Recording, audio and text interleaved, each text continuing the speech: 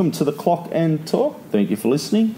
Thank you for downloading. You can follow us at clockend_talk. We're also on Facebook and YouTube, and each and every week we do this little Arsenal podcast for you lovely people out there. Each and every week I'm joined by two chaps, and Tony and Schwinn. Thank you, boys, for the podcast last week, and I apologise that I could not make that. Tony, how are you, mate? Yeah, I'm good. After having to cover for you last week, pick up the pieces. Tough job, mate. Not really. You're easily replaceable, mate. No, I'm good, thanks. No worries, mate. And Schwinn, thank you for taking the show on as well, buddy. No worries at all. You're getting better at this. I must confess that over the last couple of weeks, we've really not had to do like a couple of takes to get you started. So good on you. Called professional, buddy. Professional. Spell professional for me, Tez. Let's move on. I know it's not a fucking spelling podcast, Cleon. Now, what I was going to say, your mate Ozil, mate, I missed you boys on the transfer deadline day, but there was rumours floating around, so that means you get to stay with us, Schwinn. Yeah, apparently. I mean, I'm surprised I made it onto the show today, considering he didn't make it onto the pitch yesterday. But yeah, there was talk that he was going to leave. He might just end up leaving in the summer, I suppose. Well, that'll be the end of you then. Okay. I'll take that on the chin. Well, you've already gone to some Indian podcast, and shout out to Darren for having this, Cleon. But yeah. Okay, let's get into this, boys. Enough of the shit. Manchester City. Well, I knew it wasn't going to be a great game, and 3-1. I still look at it and think, yeah, okay. I didn't expect us to win. Well, I would have liked it to win, but my expectations weren't that high. So, Tony, I was shocked when the lineup came out, to be honest, because I looked at the formation. I thought, maybe to go in. Suarez might get a start here, and me and you were talking about during the week on formations and things, and where's he going to fit in, and a little bit old, mate. Iwobi's on the right. Lacazette and Aubameyang. Thoughts on all that, mate? Well, obviously we was speaking like maybe 12, 16 hours before kickoff, and we was talking about what we thought the lineup would be, and I got it spot on in terms of the 11 players. I thought it was going to be a back five with Lichtsteiner and Kolasinac as wing backs, and Iwobi either floating as a 10 or on the left, Aubameyang right and Lacazette through the middle. So when the lineup actually came out and I'm walking towards the ground, I thought, oh yeah, that's kind of what I expected him to play. Not what I would have done, but it's what I expected him to play. So I didn't really have any bones about it. However, when we actually lined up for kickoff, I thought, what the fuck has he done here? I know. I just... Yeah. We've spoke a billion times on here that whether you like Iwobi or not, I'm not even going to get into that argument. But he is so much better on the left than he is on the right. Like I can't believe that there's anyone that likes him on the right. He just can't play there, and it's not his fault. Not everyone can play everywhere. I wouldn't expect fucking Monreal to play right wing either. So I'm not criticising Iwobi here, but he cannot play on the right wing, so don't fucking play him there. When was the last time we ran this formation out, off the top of your head? 4-4-2, I think, probably. Off the top of my head, I might be wrong. Off the top of my head was Fulham away, but it was Welbeck and Lacazette, and Iwobi left, Mkhitaryan right. That was in October. There probably has been a time since, but that's off the top of my head, the one that springs to mind. Yeah, okay. Schwinn, your take on the lineup formation? Yeah, surprising one. I mean, I expected Aaron Ramsey to start. Again, as Tony said, when I saw the lineup, I expected a 3-4-1-2 or 5-2-1-2, whatever you want to call it, a diamond in the middle, essentially. I thought he would follow a setup that sort of targets Fernandinho. They all obviously didn't have a center back coming into the game, and it was unclear whether they're going with three defenders at the back or it's going to be Fernandinho who slots in at center back. So Ramsey missing out was a surprise to me. And of course, once we took shape onto the field, that was very surprising. I mean, look, we'll talk about individual players, and of course we have a lot to talk about when it comes to Iwobi and Kolasinac in particular. But you can understand why he went with the 4-4-2 to an extent to try and nullify City on the wings, but that wasn't the approach at all. City like to spread themselves wide and have the whole estate of the pitch to them. And in hindsight, it just seems like that 4-4-2 or a 4-2-2-2, whatever you want to call it, wasn't put out there with the intention of nullifying that very aspect of the opposition's game. So a bit baffling in that regard. And, again, as I said, Aaron Ramsey, where was he? Why did he not start? You bring up Ramsey, but me and you were talking, and just before we started this podcast, and I said to you, Ozil was on the bench. He didn't start. He didn't even get a run. Last week he was captain. Mate, I'm baffled by the mixed signals he's sending these players and the team. I am too. I think, Cardiff at home versus City away are very different propositions. So I would understand Mesut Ozil not starting. We know Emery likes to play a certain way, and we know that Mesut Ozil doesn't fit into that system per se. Now, with the 4-4-2 in particular, where would you throw Mesut Ozil? I'd argue he'd do a better job than Iwobi on the right, considering the job Iwobi did on the right. I was just about to say the same thing. Yeah, but... Fucking, I'd do a better job on the right than Iwobi did. Fuck me. But to your point, you're right.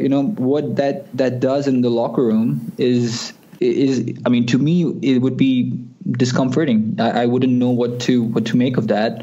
And forget Mesut Ozil and Unai Emery. I think about the other players. I was listening to Ian Wright last week on the Premier League show, and he was saying the same thing, that as a third person in that dynamic, I'd be angry at Emery because there's no unison going on there, and the players just don't know what's going on. It's just very baffling. Mate, I'd be sitting there I'd be fucking pointing daggers at him. I'm telling you, I'd be fucking very pissed off. And reports of 350,000 a week or something, and I think to myself, this guy how many games he started this year? 15, 16. Up until November, he started most of them, and then, as I said, there was that international break in November after Wolves and before Bournemouth, and since then, he's not really had a look in. I think he started, I'm not including Europa League, I think he's only started 3 games since then, having started, however many he started, they were all pre-November, apart from 3, I think. Okay. Yeah, I just don't get it, and whatever it is that we need to get as fans, I just hope they fucking hurry up and sort it out, because he's here. He's he's with us for the end of the season. If he goes out in the summer, well, so be it. But between now and then, and as you've said plenty of times, Tony, when you're looking at the best player who we have now, you've got to use him. So I don't understand it. Don't understand it at all. I just want to... What was I going to talk about? Obviously, yeah. We started the game. Didn't take long for Aguero to get his goal, Tony. Yeah, I have no idea what Iwobi's doing. In some sense, I feel sorry for him because he didn't have a pass on. But I always talk about risk versus reward. He's on the edge of our own area. If he beats his man, the reward is you are 95 yards from the Man City goal with 10 of their players behind the ball. That's your reward. That's the benefit. The negative is you lose the ball and they are 1-on-1 and score. Just smash fuck out of it. I don't care if the ball goes 60 yards away. I don't care if he puts it out for a throw-on. Don't try and take someone on there, especially someone it was Laporte, who's a natural defender. So if it was a David Silva, I would still say don't do it, but there's some kind of sense to it where you think, well, Silva's not really going to put in a tackle there. But against a natural centre-back, it's just fucking stupid. And I think that's the main word that comes to my head when I think about it. It's just stupid. Mm-hmm. Yeah, I don't know. With Iwobi, I really don't. He showed glimpses, in the past of greatness, and we think, Iwobi's going all right. But I don't think he's been in form for at least maybe 4 or 5 games now. I don't remember us boys going Iwobi for man of the match. probably all season. But we've said he's been well at times. I vaguely remember saying that, but fuck, he was useless yesterday. Absolutely useless. Schwinn, 11th minute, mate, we get one back. We're all thinking, we do. Fucking beauty. Yeah, and it all came down from a long ball that Torreira just, hooved up the field, and we got a corner from the chaos that ensued. And credit to Nacho Monreal for sneaking in, towards the front post, beating his man David Silva, and Koscielny followed the ball throughout. I saw the replay from a couple of different angles, and you can see Koscielny is trying to tailor his run based on the trajectory of the ball. He recognizes that Nacho is going to get a flick on, and he loses his marker in Sterling and does very well to get in position. And at that point, you're thinking, okay, there's maybe goals in this team. We set up in a way where we'll try to frustrate them despite having conceded early. And this is going to be our go-to plan. Use the two players on the pitch who we know have the quality, who are going to be able to make something from nothing. That is Lacazette and Aubameyang. But I don't remember even a single other time in the game where we used that to our advantage. Not a single ball was hit down the channel. City were very comfortable in mopping up any potential threat coming towards them. And it seemed like that one ploy that worked didn't even seem to be an option in the future. Yeah, Tony, do you want to add any more on that second half, mate? No, I mean, I don't think there's too much more to add. I mean, I think we've got to talk about a massive elephant in the room, that every one of their goals was exactly the same, in that it came from the left and Aguero pretty much had to tap him in the middle. Which is obviously very annoying, and you think it's something that, okay, the first goal you can put down to Iwobi losing the ball. After the second one, you think that's an area they would try and shore up and try and do more about it. And no, and I also think at 2-1, as I said, we were still in the game, and that's the time to make changes, because go and try and get back in the game. But instead, he waited. I'm pretty sure we had this exact same conversation last year, because we lost 3-1 there last year as well, and it was exactly the same. We were still in the game at 2-1, conceded, and then made changes to try and get back into it. Whereas, be proactive, try and get back into it at 2-1, because let's face it, against them at 3-1, the game's over. Yeah, it's I don't know where to go. I'll be honest. Fuck if I know. But anyway, look, let's talk about a few players for a minute. So, Suarez, what do you make of his debut in the Arsenal jersey? Come on, the 66th minute. Look, it's very difficult to say anything. We were 3-1 down, and frankly, I think the team had given up by then. I think they'd settled for losing 3-1. I think they went 3-1 down, and they thought, fuck it, this could be embarrassing. And just thought, we're not going to push, and if we stop, they'll stop, and everyone's sort of happy to go home 3-1. So I think it's harsh to Josh Suarez. Yes, he gave the ball away a few times. He looks, obviously being there, it's the first time I've ever actually seen him physically, rather than on TV. Yeah, he looks very, very small and very lightweight. Yeah, okay. I mean, obviously people have made comparisons to how he looks like Ramsey actually looks like him, but physically, he looks like Aaron Ramsey 12 years ago. Yeah, okay. And that's a worry for someone that you've only got for 6 months, and that's their 6-month audition. I mean, I'm not writing him off at all, and I'm not even passing judgment on his performance yesterday, but just from the look, I'll be surprised if he has the physicality for the Premier League. Yeah, well, okay. Schwinn, I'm going to go to you, mate. You want to have a little talk about a couple of individual players as well. Kolasinac was one of them. Yeah, I mean, I don't know what he was doing yesterday. Again, it seemed like Emery wanted Iwobi, Kolasinac, Lacazette, and Aubameyang to be the ones who were pushing forward and contributing towards the attack.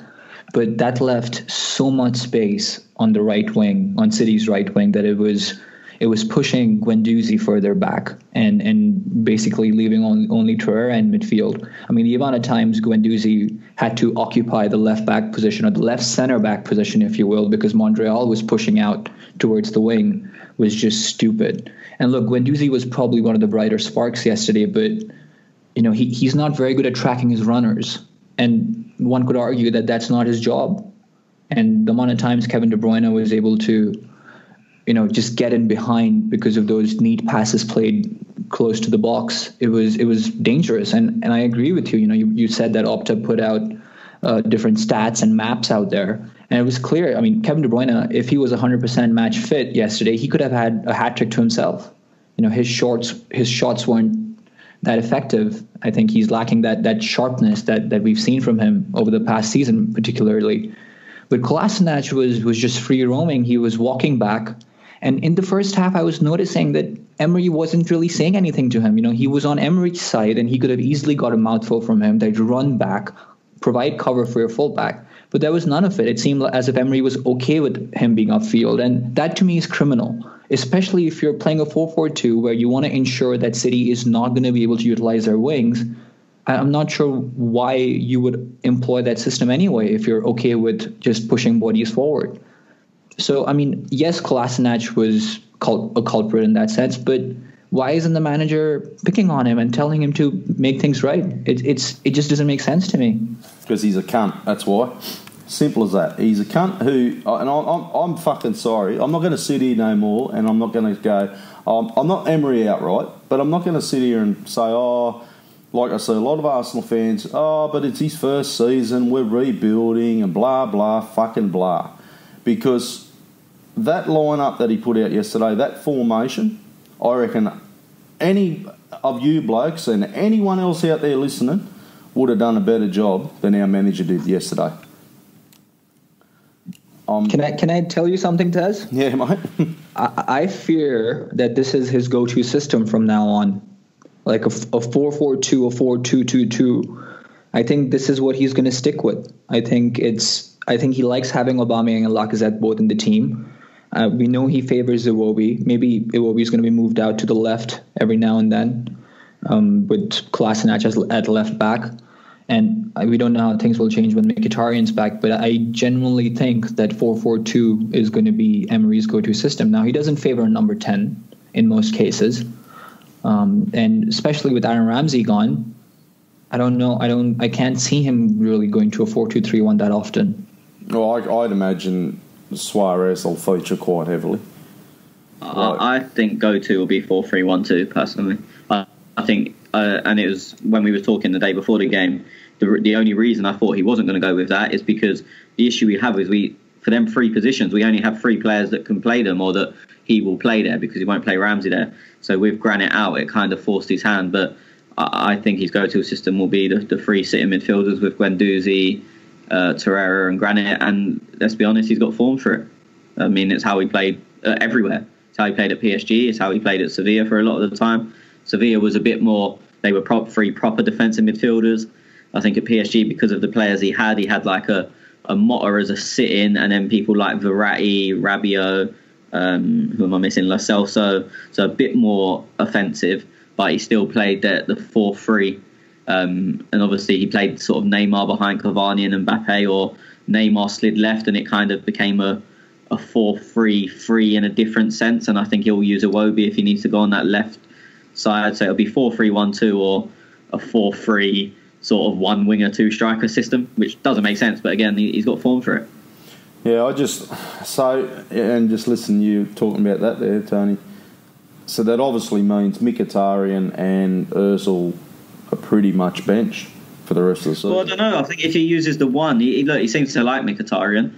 So if he uses the one, I wouldn't be surprised if it's a 4-3-1-2. If Mickey's not all the time, but if Mickey plays a part in that as the one, and if he's going to go with Iwobi drifting to the left, if he wants to go the other way, it'd be Mickey drifting from the right. So I think probably in his plans, Mickey still plays a part.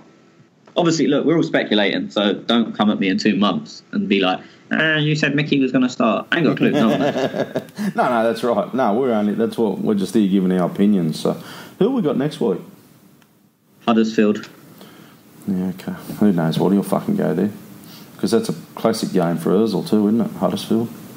Well, I mean, you'd also say it's a game you don't need three defensive midfielders in, but you said that against Cardiff, and look what happened. We did. And we said it against Huddersfield at home, and we did. So. Mm-hmm. Hey, boys, we're going to have to do it. So give me your best and your worst Arsenal player, Tony. Well, I didn't want to cut in on Schwinn earlier, but I'm really glad he brought it up because Guendouzi had a really good game on the ball, always wanted it, was up for the battle, but his defensive side of the game was horrendous. So he probably was our best player, but people are going on as if I've seen the future of football today.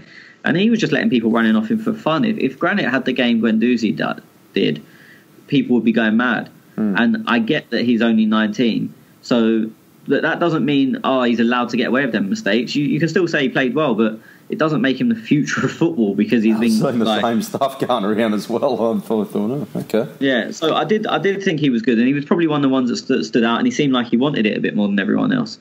But let's not kid ourselves in saying that it was an elite performance, because I think in the first half alone, and that was the goal that's in front of me so I could see it a bit better, I think De Bruyne and Bernardo ran off him 4 or 5 times in the first half alone, and I stopped counting in the second half.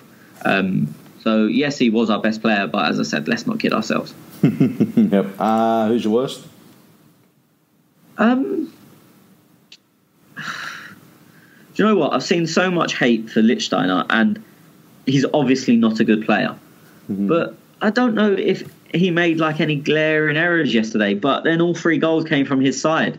So do you kind of go, well, he didn't do anything obviously wrong, and we still conceded loads from that side? I don't know. I'd probably go Iwobi, to be honest, because the first goal is clearly down to him.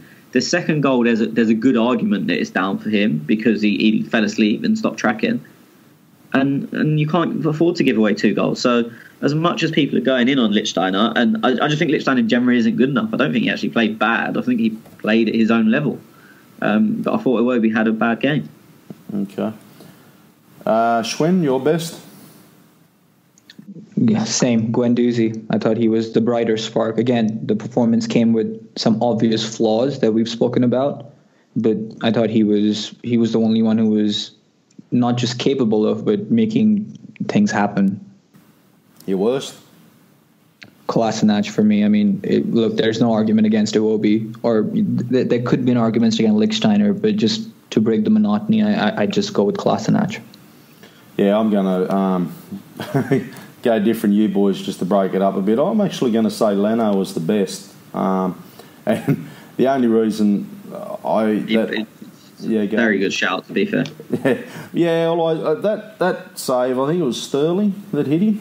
That was fucking brilliant save. So I thought, look, okay, he let 3 go, but I don't put any of the goals to him really his fault. So I think he's probably was our bright light. I'm not a fan of Lichtsteiner at all. I haven't been since he signed for Arsenal. I never knew what anybody liked about him when he come. We're signing Lichtsteiner. Who gives a flying fuck? Like, the bloke is hopeless, useless, and as quick as he fucking gets out. When's his contract up? There's a year with an option on our side, I believe. Well, hurry up and fuck him off, because if this is the type of players we're going for, we're in for a long and rough ride, boys. Fucking Lichtsteiner, fuck me. I was reading a little bit of, before we get into some questions, I just wanted to touch quickly on an Arsenal player abroad, Reiss Nelson. Now, I've been reading a couple of articles about Reiss, and I'm just trying to put a bit of a positive on things. So, he's actually playing really well. I don't know if you boys have been watching the Bundesliga much or following his progress there, but he started 14 games, he's 6 goals, and he has been a real shining bright light, and I'm looking forward to him coming back next season. So we've always said here, Arsenal need to get a right winger. I'm starting to think he's the bloke, Tony. A lot of Arsenal fans would agree with you. I've always said I'm not sure he'll make it at Arsenal, to be honest. He's got all the ability in the world. I just think physicality isn't there, and for someone who runs past players, you need to be strong, strong enough. And I don't think he is. I mean, look at Sterling. He's only short, but he's probably up there pound for pound, one of the strongest players in the league. I think with Reiss as well, I mean, I've not been keeping up with it recently, but I know he started loads early in the season. I don't know if he's been injured, because the last few weeks when I've been looking at like their team news and stuff, he's not been in the team. He's not been on the bench. I don't know if he came back this week, but I know the last few weeks he hasn't really been playing. But as I said, it could be down to injury. But even then, when they've been playing him through the middle. Again, I think due to the physicality. So I do have concerns over Reece, and it's annoying because he's obviously very talented. Mm-hmm. Yeah, just a couple of things have got, look, whether you look too much into this or not, like, that website transfermarket.com, but it's, MARKT. Yeah. So when he went to the Bundesliga, he was valued, they put him valued at $7 million or $7.5 million. Have a guess what his valuation jumped up to now? Funny. Yeah, 17 million. Close enough. I mean, look, that's nonsense. I mean, them things are nonsense anyway, because you got a young player who, I mean, what would they have had Hudson Odoi at 3 months ago? And now they're rejecting 40 million for him. So, and also you got to remember, before Reece went, he only had a year left on his contract as well. He signed a new contract, which always adds value. I don't know. I'm not sure exactly how transfer market works. I don't know if they take that into consideration or not. Yeah. I thought it might have been working on, like, he's been playing well over there and like stats based thing, because they do a few stats as well. So I thought it might have been based on that. Stats never equal value. Yeah.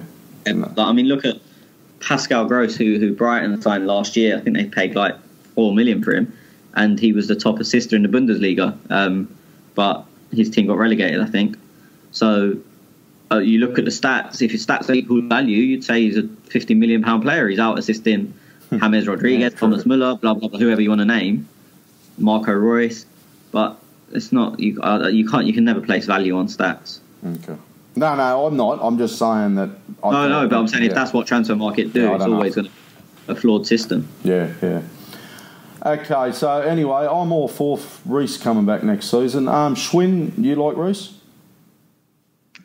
I do, but I share the same concerns that Tony has. And I mean, to invest that sort of confidence in a young player to do a job week in, week out across different tournaments, because we know we have an obvious gap there in a natural winger. So you would imagine whoever is going to fill that gap is going to have to do it quite often. And do I trust Reece to do that week in, week out? Not for my money. Yeah, fair enough. Bloody hard, tough crowd you boys are. Ask us on a different day when we were probably a bit happier. Yeah, miserable cunts, aren't you? Let's get into a couple of questions then. That might lighten your days up. Okay, so Joe says, I'll go to you, Tony. Didn't think we played bad in the first half, and we were dead on our feet in the second half. As results, few individual mistakes cost us 2 goals by the 3 guys. Simply aren't good enough for this club. Iwobi, Mustafi, Lichtsteiner. Fucking hard to disagree with that, buddy. And the third is handball. Oh, yeah, I was going to bring that up, Tony. But you haven't watched the highlights on that, have you? No, I mean, Aguero's admitted it's handball, so I don't see there's any debate. I know it's not deliberate, but if the ball goes into the goal off your hand, I mean, deliberate doesn't really come into it. You're scoring a goal with a part of your body that you're not allowed to touch the ball with. So it's, I mean, look, it is what it is. But for me, it should have been ruled out, but obviously wasn't. So. Yep. You want to touch on his first points? I mean, look, I'm not a big Mustafi fan. I'm not a big Iwobi fan, but I don't know if saying they're not good enough for the club is fair. I mean, what are you saying? They're not good enough to win the league? No, they're not. But we're not a team that are going to win the league anytime soon. So that statement, I don't really know what. Not just him. People say it all the time. Not good enough for the club, but I don't know what that really means. Well, where do you put Arsenal? Though? Where do you put Arsenal as a in the? Who are you comparing? But it's not where I put Arsenal. It's where Arsenal are. And the fact is, we're 6th at the moment. We were 6th last season. So for now, you've got to say we're in and around 6th, 5th, 6th. That's where we're at. And are they is Mustafi good enough to be a top 6 in the Premier League? Yeah, probably, give or take. Is Iwobi? Again, probably. Does he walk into any of the other teams? No. Is he in and around the squad? Probably, and I think that's the difference. With us, he's playing. In the others, he would. I mean, look, let's ignore City and Liverpool because they're in a different realm to everyone else at the moment. But the others, is Iwobi in and around the squad? Yeah, probably. Is Mustafi? Yeah. Lichtsteiner, no. Fair enough. No, there's no questions there. So, I mean, of course there's better players out there, but are them better players going to be attracted to Arsenal considering we've got no fucking money? Yeah, don't worry too, isn't it? Yeah, I was just thinking, I suppose when you put it like that way. Instead, it's not. I'm not digging out. I don't even know who asked the question, so it's not an attack at them. Yeah. But you hear all the time they're not good enough for Arsenal, and I kind of think, well, what is like? What are you looking at? Yeah, well, I look at teams like. I think people are looking at where Arsenal should be, where we think they should be, and then damn right, them players ain't good enough to be in a title winning team. But that's where Arsenal should be, and not where we are. Yeah, well, I look at teams like Wolves, Watford, West Ham, teams like that, and I think are a few of them players who are playing for them good enough for Arsenal?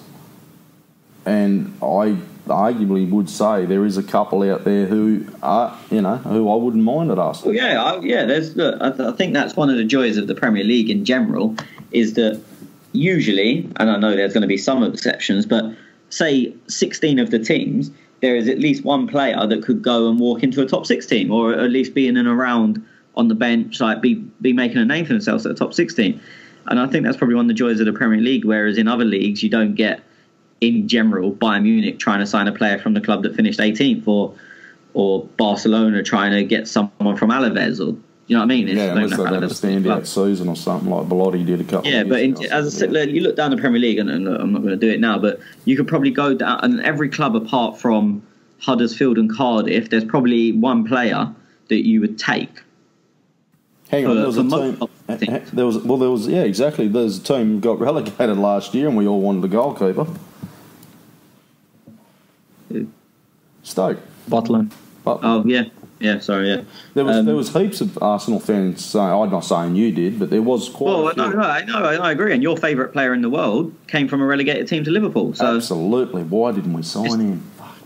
But that's the point I'm making. The Premier League, I don't think you can say, they're not Arsenal level because there's a player that's playing for someone in 16th that get nothing. I think that is one of the joys of the Premier League. Every team can probably buy a 20 million, 30 million pound player. I mean, Fulham, they're either rock bottom or in and around there, and they've probably got 3 or 4 £30 million players.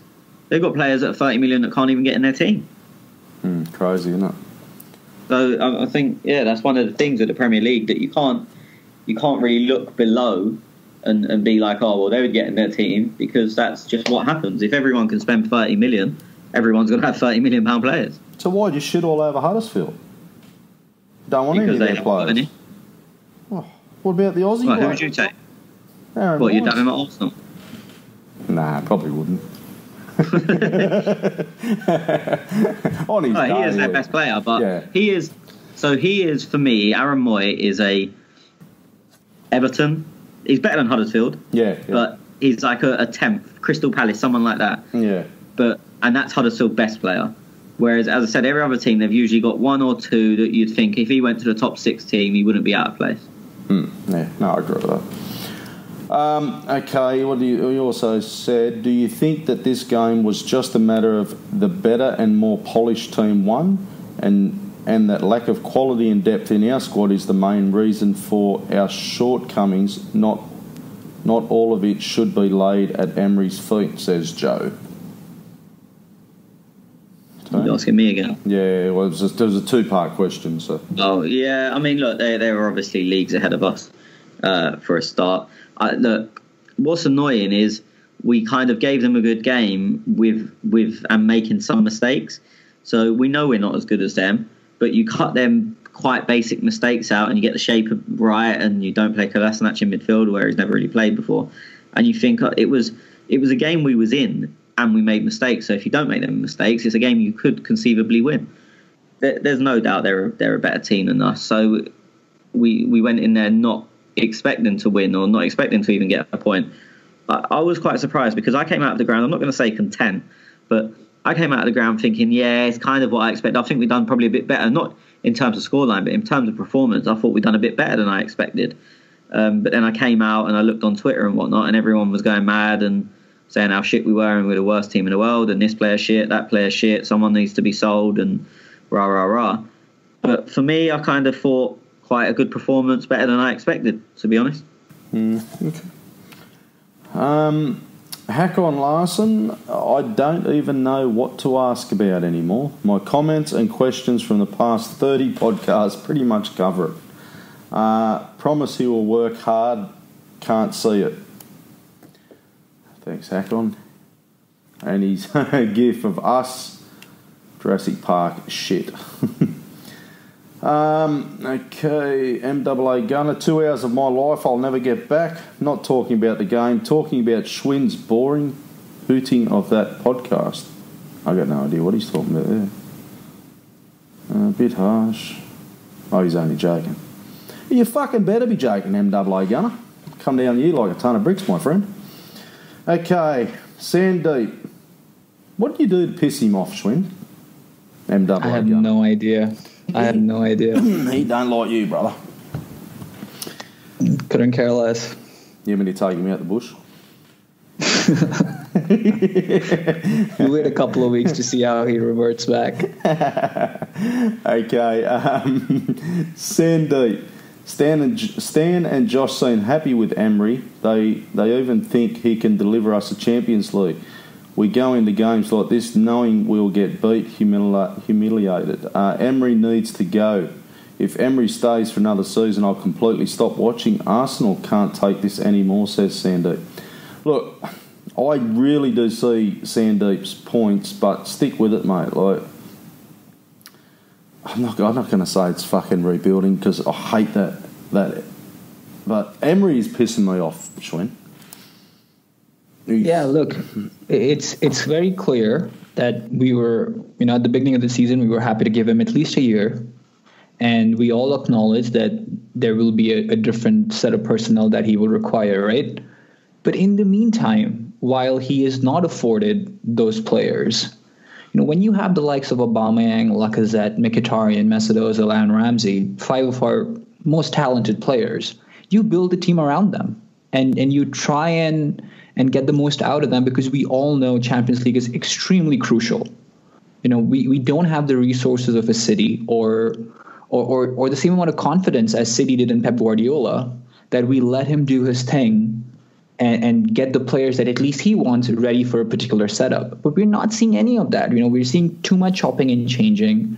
We're not seeing the best out of our best players, and we're having to rely on subpar players like Mustafi and Iwobi, who are probably good enough to be on the bench as a backup, but not good enough to start against the likes of a City away from home. Mm-hmm. You're asking for trouble. You're making things harder for yourself. And look, if we had a sugar daddy sitting somewhere and who's willing to pump in millions and millions of dollars, then you'd be okay with it because you're trying to get these players ready for the next season and for the future to deputize or to see whether they're good enough. But we don't have that situation. Champions League is extremely crucial for us. It's make or break. We've seen the effects. Swiss Ramble did a fantastic thread detailing all our commercial revenues, the different streams, the amount of reduction there has been because of missing out on Champions League, and it's showing. That data, those figures are showing on the field. So what do? You take the tools that are afforded to you in your arsenal currently, and you try and make the most of it. But we're not seeing any of that, and because of that, we can see fans like Sandeep who are pretty much just frustrated to the extent of apathy that they're willing to just give up on watching the game anymore. Yeah, look, I get where Sandeep's coming from because he's up the road from me. We got up at 3:30 this morning to watch this game. It's fucking dedication, Sandeep. Fucking dedication, my friend. I'm already awake, but yeah, he waited up 3:30. I'll do it again next week, buddy. My problem is, and I'll go to Tony quickly because I was reading an article today, Tony, that Arsenal board, there's a question. Do Arsenal board have does Emery have the faith of the Arsenal board? Because come the January transfer window, we've seen Sven go, and we've seen Emery's press conference, I can only have loan players. I'm not allowed to buy any players. Do you think the board are backing him? I don't even know who the board is anymore. I don't know. Look, well, let's say the owner. Let's say Stan then, I suppose. But I don't know. Yeah, I mean, look, it's not Stan. No, but, I know. I don't know. I think, look, there's all different theories being banded around the Premier League wage cap rules, financial fair play. So maybe we really are in a position where we couldn't do anything in January, and we'll see in the summer. I know we've not spent as much as a lot of teams, but I think they somewhat backed him in the summer. Bearing in mind as well, I know it's not his player, but you have to think that we spent 58, I think it was, in January on Aubameyang, so that was always going to make the summer budget a little bit lower.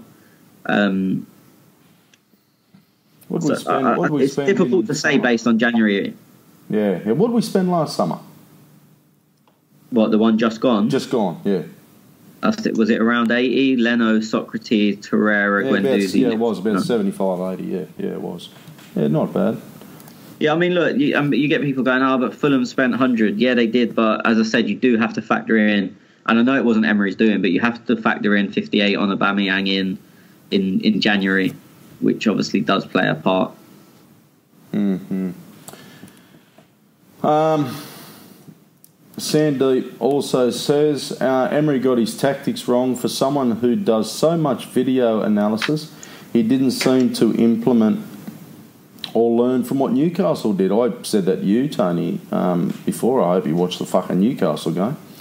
But Rafa is really good at setting up tactics and stuff. Well, he's defensively a very good manager, Rafa. I think it's one of the things that are probably a lot of Arsenal fans that, I don't know if annoyed's the right word, but we were told that Emery's going to build a team around certain players. He's going to integrate youth really well. He's going to study opponents like no one's ever studied opponents before and set up to stop them based on what he's studied.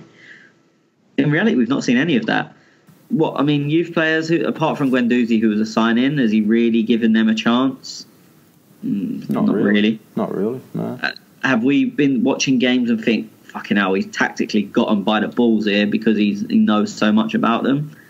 Also, not really. And this isn't a massive criticism of Emery, but when you're told a certain thing is going to happen or things are going to happen a certain way and then they don't, it's very easy to be upset, or not upset, but disheartened, I guess is probably the right word. Mm-hmm. The Chelsea game, I think he got that spot on, whatever he did, in the lead up there. But there's not many games off, obviously Tottenham, but there's not many games throughout the season I can think that fuck me, that's a different, we've never seen this style of football or whatnot. I don't even know what Emery's style of football is. If you had asked me today, I wouldn't have a clue. I don't know. No one does. And it's also like, when you're playing three defensive midfielders at home to Huddersfield and Cardiff, you kind of, it naturally leads you to think, well, how much research have you actually done? Yeah, I know. Just naturally, he may have done loads, but none of us would play three holding midfielders against them teams, and I don't think 99% of other managers in the Premier League have. Ultimately got the win, but also sometimes when you're a big club, you have to win in style, and a 1-0 win in the last minute against Huddersfield and a 2-1 win against Cardiff going deep into the game isn't the kind of style we've come to expect from Arsenal, and it's not what you'd expect from Tottenham, Chelsea, United, Liverpool, City either. Mm-hmm. Well, another thing that comes to mind, and we've seen it a lot under Wenger, and he got a fair bit of criticism for it, was how come our players are always getting injured and what's going on, in training and stuff. And I don't know. I'm not going to say Wenger was at fault or whatnot, but we're also seeing it with Emery as well. There many players that we lost due to injury. Welbeck. Look, I think the long-term injuries, there's nothing anyone can do about, whether it was Wenger or Emery or whoever. I think the long-term ones are long-term ones. There seemed to be a huge spell of everyone having a hamstring injury at Arsenal. And I'd like to see if the short-term injuries have improved. I don't know. I don't know if they have. But look, I don't think if we had more under Wenger, I think it's probably just a bit more unlucky, to be honest. I don't think there's a huge amount going into it, like to look into there. Oh, I was just thinking, I wonder whether he's pushing them too much at training and things like that. No, I mean, Welbeck's was a broken ankle on landing. Holdings was, again, I think, him getting stuck in the turf and Rashford landing on top of him or going through him. Hector's one's a bit unexplainable, but he twisted it. I think, as I said, I think them long-term ones are never really born of being too tired or anything like that. I just think you're just generally unlucky when you get them long-term ones. Yeah. No excuses for him Schwinn giving fucking Ozil the diarrhoea, though, is there? We know he's at fault there, don't we? Oh, laxity tablets are coming out. Yeah, I mean, he doesn't favour him. It's clear. And I mean, look, he did suffer from an injury, and he was out for a month when he wasn't involved at all. But that still begs the question that when he's available against, lower level opposition, then why isn't he used? Sandeep goes on and says instead he went with two midfielders and played Kolasinac in the left mid position. Why play two world-class strikers without any service? Schwinn? Well, I mean, I don't agree with the question as such. I mean, if you are playing two world-class strikers in a 4-4-2, and if you look at the first goal that we spoke about at the top of the show, then you can see the the thought process there. Kick it long, run into channels, and try and catch City on the break. But as I said, we never tried to exploit that, despite that indirectly working and getting us the first goal.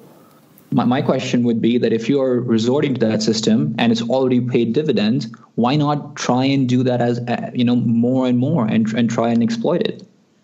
Mm-hmm. Well, I said to you boys as well, I was always worried when Granit wasn't starting. As much as he's been a little bit poor the last couple of games, but this is another game that we missed that creativity. I think them long balls, the through balls, the perfectionist passing, the brilliant looks of the man. We just miss him all over the field, I think. But he was injured. I read there was a little calf muscle or something. It was a little knock, groin. Yeah. So these things can't be helped, I suppose. Clay Co-Conservative goes, Jesus Christ, Martin Atkinson needs a new fucking set of eyeballs. Anyone want to shed any light on that? Because I'm not real sure what he's talking about there. Oh, he's probably talking about the handball, I'd imagine. Yeah. Yeah. Okay. Right, yeah. Fucking Siddharth, he's got a fucking book here, boys. Okay. I'm sorry, but is Arsenal trying to con us fans? The club and the manager said that they were going to prioritise and continue progressive football. The second half performance is disgusting. Now, I'm not saying we go and try to outplay Man City, but I don't understand abbreviations, lads, okay? FGS. For God's sake.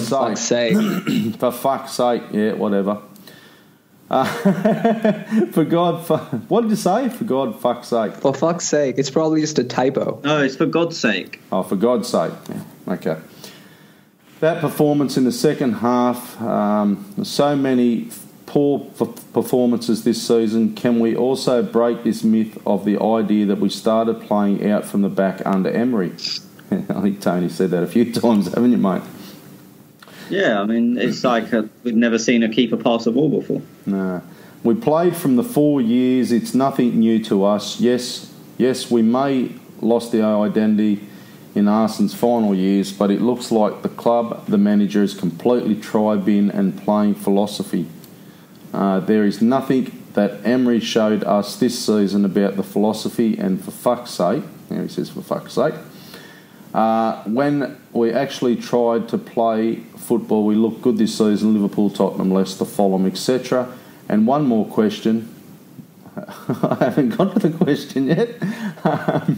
One more question. What is their recruitment philosophy? I don't know if Michelin would have been good or bad in the long run, but we move him on as well, and we're basically selling Ramsey because he asked for high wages, not because he was not good enough for the club.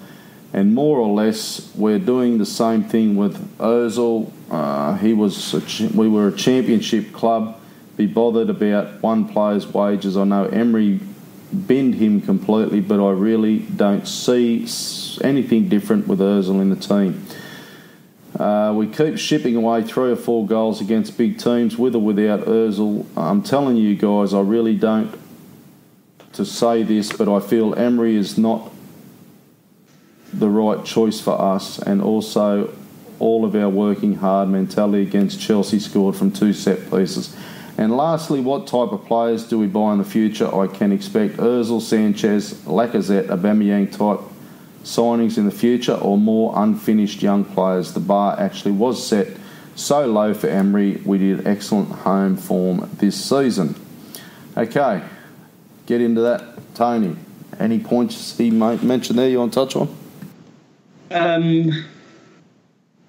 There's a lot. I'll start with the signings first because that's the only bit I remember. I'm not sure if we'll see names like that anymore coming, to be honest. Like people we'd heard of, and not now everyone's heard of everyone, because as soon as we're linked, everyone goes and watches them on YouTube or whatnot. But when we was linked with Ozil and Aubameyang, you didn't need to watch them on YouTube. You knew who they were. They were top performers in their leagues, or in the Champions League, or in the World Cup, or European Championship. So you knew who they were. I don't think we're going to be signing players like that anymore. Well, I'd be surprised if we are. This is, again, my personal opinion. In terms of, is Emery for us? I don't think he's the type of manager that will be seen at Arsenal long term. I don't think that was ever the plan. I mean, I think, as far as I know, and this could be wrong, but I believe he's got a 3-year contract with a break clause after 2 years. If you're that sure of someone, you don't put that sort of contract in. It's a very weird contract. And I know they were probably worried about him flopping and having to pay him too much to get him out of the contract.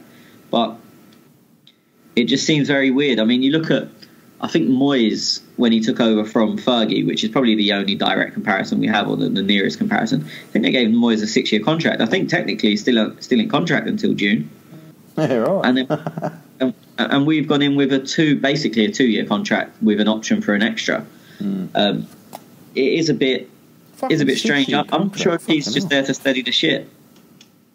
Yeah, maybe. I don't know. I can't remember any other parts of his question. I was just trying to have a quick brief, but he was more just having a bit of a rant, which is great. I don't mind that. Don't mind that at all. MAA Gunner, but thank you, Siddharth. Always welcome, buddy. MAA Gunner, top 5 hated people: Lichtsteiner, Ali, Lingard, Schwinn, and Dyer. Give us yours, Schwinn. That's pretty funny, actually. I didn't see that one coming in. Neither did I. I think Lingard tops the list for me, actually. Oh, you're wrong. Am I? Yes. What, Ollie? Yes. No, for me it has to be Lingard. Well, he wants. It doesn't have to be his list. He wants you to give us. Yeah, us no, yours. but Ali. Okay. No, I know. I knew. I wasn't going off his list. Okay. Yeah, Lingard for me is a clear winner. Ali second. And to be honest, there's not really any other player I hate in football. I mean, I hate Harry Kane, but for different reasons. But Lingard and Ali, I can't stand. Time? Thingy is, I mean, Ali, and Ali. Yeah, I can't stand I hate him. It's irrational. My hatred for him is so irrational. I can't stand him. Also, I mean, I live in Milton Keynes now, which is where Ali's from. And you hear all these stories like, oh, he grew up in the slums of Milton Keynes. No, he didn't. Like, and everyone here is like the only famous person or good thing to come from Milton Keynes ever. So everyone here raves about him all the time. He's just a little prick. I hate him. I don't know. Yeah, I don't really have too many others. I mean, a lot of people would probably name players that have left Arsenal, but I've always said, like, once I realised how little loyalty Arsenal have shown to players in the past, I don't really care about players leaving anymore, because the club are as bad as them, as far as I'm concerned. So I would expect if we open up this question, there'd be a lot of Van Persies, a lot of Nasris, a lot of Adebayors. But let's tweet this out. Let's tweet it out, and we'll get everyone's opinions. We'll have a look. I'm going to go Ali. I've got a couple more. Mo Salah and Alisson. Fucking grubs, should never have left Roma. I think Alisson, I put him as my who'd have a shocker of a season. He's playing too good. When we did our season preview at the start of the year, you said he was going to be flop of the year. I think he was going to be the flop, didn't I? Or did I say player? Yeah, flop of the year. Fuck. Yeah, rookie era that was. MAA Gunner, and I think we said Salah was a one season wonder too. Yeah, we're all over it, aren't we, boys? People should forget about Emery leaving Ozil out for so long and giving him the armband as soon as he's back in the team. The real concern is why Schwinn misses a mouth. Fucking Jesus Christ. What the fuck's this cunt on about? Mate, Schwinn, you've fucking done something to this poor cunt, I'm telling you. I mean, I would guess so, but there's nothing that comes to mind. I don't even pre-read these questions before it. Tony told me that there was something that came up in the question thread. But at that point, it was right after the City game, and I couldn't be arsed to look it up. But now that I'm seeing these questions, the real concern I have questions of my own. The real concern is why Schwinn misses a month off the podcast and becomes host as soon as the role is available. Oh, fucking hell. Oh, fuck, mate. I mean, there is an actual answer to that, in that my idea of hell is sitting next to Dele Alli whilst hosting a podcast. So I'm the next best thing available, apparently. Yeah, so there's absolutely no chance I'm ever going to host it. So Schwind's kind of like a lamb to the slaughter. It's not a promotion. It's I'm not fucking doing it, so you better. And I'm like, well, no podcast, boys. It's not happening if you don't do it. So yeah, so it wasn't a promotion. You did a good job. His wish is going to be granted since I'm not probably going to be available for the next couple of weeks. So there you go, MAA Gunner. You don't have to listen to me anymore. What do you mean you're not available? You haven't put your leave pass in. We spoke about this last night, didn't we? Fuck this bloke, he's unreal, isn't he? Well, how long are you having off this time? Month? I just want to get it on record, that's all. I'm not sure. I've just booked a one-way ticket, so I'm really not sure. Fucking hell. Looks like it'd be me and you, Tane. Yeah. I mean, that should be fun. He doesn't seem too excited about that either. Hang on, I'll be looking for a couple of years. Or just moaning about Arsenal all the time. Can't we just be good? I enjoyed podcasts after Chelsea. Yeah, no. We need a couple of wins, though. Prop us up a bit. Well, I was a bit down. I didn't really want to do this podcast this week. Okay. Clayco conservative. Which was sexier, Aguero's hair or Pep? Aguero, he had sexy hair, didn't he? The big white head git. He's gone for that. I mean, all the Argentinians have done it at some point. I'm not a fan, but I think me and Schwinn had a disagreement about this before. Yeah, I'm all about that platinum blonde. Yeah. He also likes Ugg boots, so it's kind of his opinion is null and void. Well, I don't like them, but I think they're completely fine on gentlemen. I mean, for reference, we were all talking about that Aaron Ramsey video that surfaced on Guendouzi's Instagram, and I thought it's fine. I'm completely okay with men being in touch with their femininity. I think it's normal. I think it's healthy. I don't think it's healthy at all. I ain't getting my hair dyed blonde, let's just say that. That's because you got no hair, my friend. Yeah, you can't get your scalp dyed platinum blonde. Well, the beard's not getting dyed blonde either. Defence said, why does Arsenal's Twitter community abuse, berate anyone who believes Emery should be sacked? The key issue have nothing to do with the transfer windows. Let's give him 10 more windows is ridiculous. That is not a project. He was hired to get us to the Champion League with essentially this squad. A fucking very good point, isn't it? Yeah, I think this is all a fallout of the Wenger stuff, where there was so many Wenger in, Wenger out, Wenger shake it all about, that we're kind of heading into the same realm. And I think there's so many people that for so long, all they wanted, their deepest fantasy, when they went to bed at night, they just dreamed about Wenger leaving. So then you have to, and I kind of, even though I never really agreed with the staunch Wenger out people that were flying banners and stuff, I'm with them in a sense that they've got what they wanted, so then they would be very hypocritical to now jump ship and be like, oh, well, yeah, this guy needs to go as well. So at least they're standing by their thoughts. But I think that's where this division's coming from, that with Emery. And it also comes from, as I said, they fought against Wenger for so long, and they say, oh, he got 20 years or 22 years. You can't even give this guy like 2 years or whatever it is. Or whatever it is going to lead to be. So I think there's still the shadow of Wenger is still casting over the club, unfortunately. Yeah, look, I've said it a couple of times. I'm definitely not Emery out. I'm never ever a manager out, unless obviously it comes to absolute necessary. But I think it might be something to do with the fact that there's no consistency with Emery, like the Ozil thing, the tactics, so it's not an Emery out feel. It's just fucking get your shit sorted, mate. Like, and get your fucking consistency, like, of the formations, the starting lineup, like the tactics to show us something.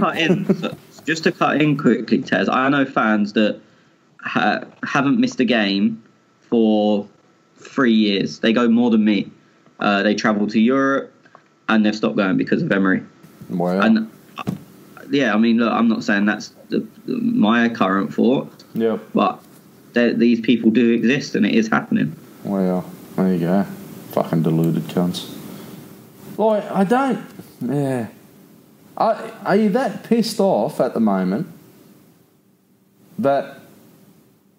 I don't get that. I don't get that. I think, like, this is the point they put forward, and I understand where they're coming from. When you travel for, I mean, look, yesterday I left my house at 10 a.m. and I didn't get back till 10 p.m. and that was a quick day because I got the train instead of driving. So you're taking 12 hours out of your day.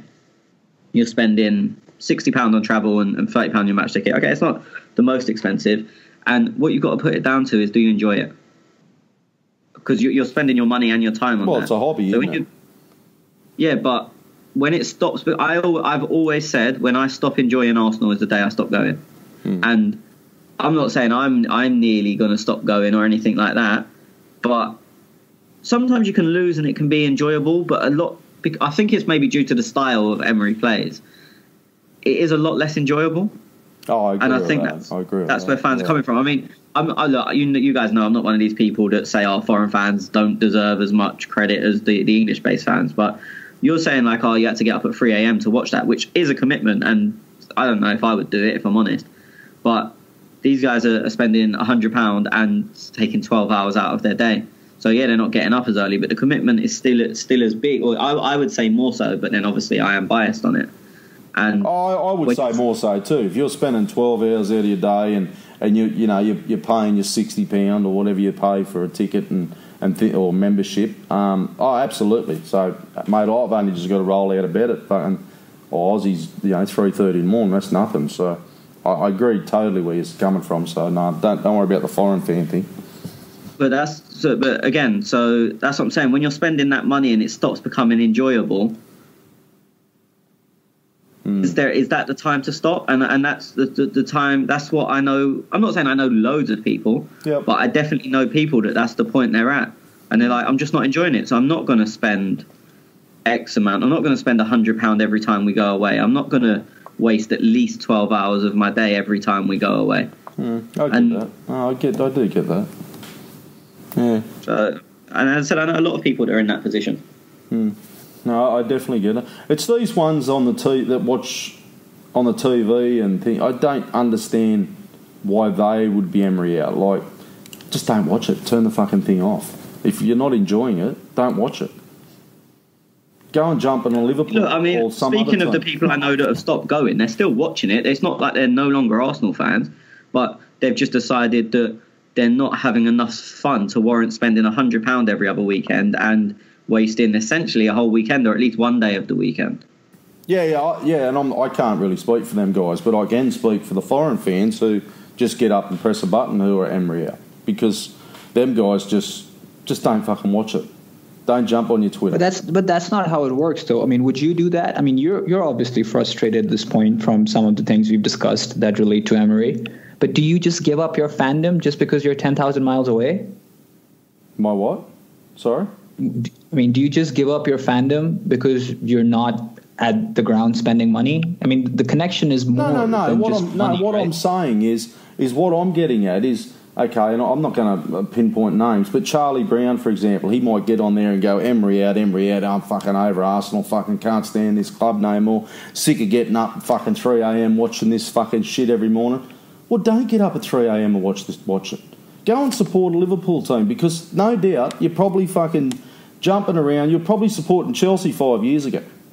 Where's your dedication? So I can only speak for a couple of teams, and this is going to be very awkward being a football podcast, but I follow Newcastle Knights in the rugby league, mate. For 5 years we've got 3 wooden spoons and gone absolutely nowhere. I drive down to fucking Newcastle to watch them.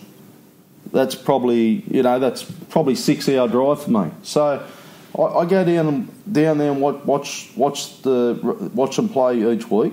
I watch them on the TV. I'm not sitting there going, oh fuck another wooden spoon, fuck these cunts, blah, blah, blah. Mate, they're my team, I support them. So that's who I support. I don't care whether they're coming first or whether they're coming last. And these clowns who fucking get on Twitter, Emery out and fucking this and that, you can be frustrated, absolutely be frustrated. But, yeah, that just pisses me right off to say that I'm not fucking watching it no more. I get where Tony's mates and that are coming from, because if you don't enjoy it, well, you don't enjoy it. Like, it's you're not going to do something you don't enjoy and spend money you don't enjoy. But these people who are watching shit on TV, mate, you fucking just turn the fucking TV on. It's not that hard. I don't know. I mean, I'd argue it is. The connection is so complex, and football fans, and by nature, are just eternally hopeful. So you expect things to change, especially in today's time when we're undergoing this transition. That you want that. Okay, this is going to be the turning point. And I mean, look, saying Emery out doesn't really get Emery out, but it's just a way to vent. We've seen on our question threads people ranting and venting, and I mean that's all it is. It's therapy. That's why we get on the show and talk about it, right? How one reacts is their own prerogative. I mean, I think it's pretty unfair to suggest that go support someone else or stop tweeting these nothings, if you will. I think that's pretty harsh. Oh, but mate, like, at the end of the day, well, if they're going to just sit on there and say Emery out, well, absolutely, that is their choice. And if that's their choice, fine. But if you don't want to watch it, don't watch it. If you're going to sit there and go, oh, well, I'm not fucking following Arsenal no more, I'm not watching, I'm sick of these cunts, they can't fucking play football for shit, we've got fucking players who are useless, we're fuck this, fuck that. Mate, fine. Turn it off. Don't watch it. Don't support the team that you've supported for supposedly the whole of your life. And vent. That's these guys, and a lot of these guys who ask us questions, they vent after the game, and you can feel that emotion coming through with their questions, and they're venting after the game, because we all have conversations with them throughout the week, and they're great blokes. But I'm talking about these ones who just fucking whinge and moan and like a miserable fucking cunt all their life. No, mate, if it was raining fucking $100 bills, the cunts would be fucking whinging. In a sense, I don't completely agree with you, but there's a bit I do agree with, where sometimes you speak to people, and I'm not one of them that says I'm a bigger fan than you or you're a bigger fan than him and blah, blah, blah. But sometimes I speak to people and I think, is there anything you actually like about this club? Do you know what I mean? They say, oh, I hate this, I hate the manager, I hate the players, the fans are shit, the stadium's quiet. And at times I kind of think, what is it that you're getting behind? Like, what do you like? And look, I'm not saying this to everyone, but them type of people, and look, I'm not saying I'm a better fan than them. I don't get them, is my point. Whether they might think they're a better fan than me, I might think they're a better fan than them. Who gives a fuck? It doesn't matter. There's no fan awards. But I really don't understand them people that are just like, they hate everything about the club, and I kind of think, well, what is it? Why are you here, or why do you watch them then? If you're just going to watch them to be annoyed because you hate everything, isn't there a better way to spend your day? Yeah, they're just miserable cunts, mate. That's their problem. Look, and people are entitled to get on and like we do it. We have a discussion each week about how we play, and you know we talk about, you know, we talk to different people about how we played and different things. But that's not, as you just said then, Tony, that's not these fucking whinge and cunts that just moan all fucking day. They do me head in. You scroll through your Twitter feed and it's the same stupid cunt who said the same fucking thing last week. And you know, when we won Chelsea, we beat Chelsea, fucking yay, fuck off, cunt. Just that they annoy me, Schwinn. No, I mean, look, I completely agree with that sentiment. You know, there are people out there who are constantly moaning. You know, even when things are going well, they'll dissect the smallest things and make them into big issues. And look, we've come on here during our unbeaten run and talked about some real issues. I'm not talking about those sort of people. I'm talking about people who'll take a small incident and make it massive, right? When in the long run it probably doesn't matter because you think that it's going to get fixed. And there are people like that. I'm not acknowledging that. But I also think, you know, I mean, I got on this conversation simply because I think the idea of suggesting to someone that go follow someone else or just turn off your TV, I don't think that's something that's going to work. You know, that's not how fandom works. And I mean, you boys know this. I'm not trying to preach a new lesson here. You know, it's born out of a good thought in most cases. There are cases where it's not, but usually it is. That's all I was trying to, you know, make a point of. Yeah, no, and what I meant with that was, you know, how you have them fans who, you know, they supported Chelsea when they were winning the league, and then they supported fucking Liverpool now that they're winning the league, and you know, at some stage they'll support Arsenal. What I was getting at is they're probably them fucking, the ones who are whingers, they probably support every fucking team over 10 years. Yeah, I mean, bandwagon fans are very real, and especially with the advent of social media, we've seen, you know, people switching teams as their favorite players move along. You know, that's a very real thing. Yeah, that happens. So so I'm not the biggest fan of that either. I don't condone that one bit. But, you know, like, for example, Sandeep came in with a question today where he mentioned that I'm going to stop watching Arsenal if this continues. Now, I think we all agree that is probably just emotion coming through, and he probably doesn't mean it. You know, come next week when Arsenal are about to kick off against Huddersfield at what the fuck o'clock in Australia, you bet your ass he's going to be up and watching that game, whether it's next week or a year from today. But of course, there are a certain breed of fans, without taking any names, who, irrespective of the result and the quality of the performance, are going to come on and say things that we know are not in good taste, and fuck them. Yeah, cunts. Here's another cunt here with a couple of questions. Here's this cunt. Look at this fucker with his fucking thread of shit. How you going, Vish? Love you, mate. Okay, so Vish has got a couple of questions. Would we have been better suited to have not started Aubameyang and Lacazette together, use an extra midfield to create space and goal opportunities? In our 22-game unbeaten run, tended to use one striker to a good effect. Very good point, Vish. I'll go to you, Schwinn. I've gone to you for a while. Yeah, I think, I mean, look, it's a hypothetical, so it's tough for me to argue whether an additional midfielder would have been good or bad. But I think, you know, at this time, we should acknowledge that we have gone through some injuries, and it is very tough for Emery. You know, we discussed the winter window where he wasn't afforded any money in that regard. And, you know, he is grasping at straws at this point. 3 key players out with long-term injuries, Sokratis out. You know, you bet your ass he would have preferred Sokratis yesterday over Mustafi and Hector Bellerin over someone like Lichtsteiner. So he is having to do a lot more with a lot less. And I think it is time where, football is very cyclical that way. You tend to work on one thing, it works for a while, then you chop and change because it hasn't worked, and you find a new strategy. So, you do move about in circles in that regard. I think there will be a time where we move back to that one striker with Mkhitaryan coming back and the Europa League also going to, just around the corner. So we will see that. So maybe this question is going to answer itself in 2-3 weeks from now. Okay.